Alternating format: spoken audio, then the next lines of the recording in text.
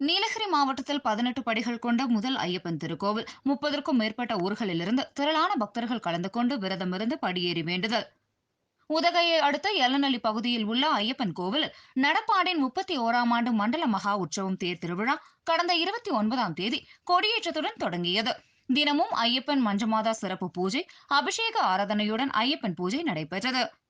இதன் தேரோட்ட நிகழ்ச்சி இன்று வெகு விமரிசையாக நடைபெற்றது. குறிப்பாக நீலகிரி மாவட்டத்தில் முதன்முறையாக 18 படிகளுடன் ஐயப்பன் கோவில் பொழிவுபடுத்தப்பட்டது.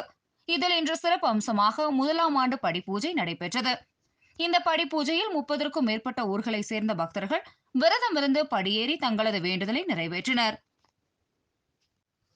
இதனைத் தொடர்ந்து ஐயப்ப பக்தர்கள் வடம் பிடித்து தேர் பவனியை எடுத்து சென்றனர்.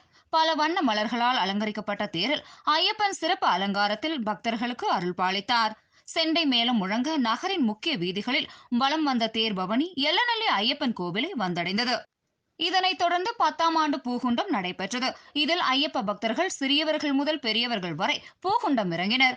இந்நிகழ்ச்சியை ஐயப்ப சேவா சங்கம் செயலாளர் டி தினேஷ், தலைவர் சந்திரசேகரன், பொருளாளர் மோகன்ராஜ் உள்ளிட்ட சங்க உறுப்பினர்கள் ஏற்பாடு செய்திருந்தனர்.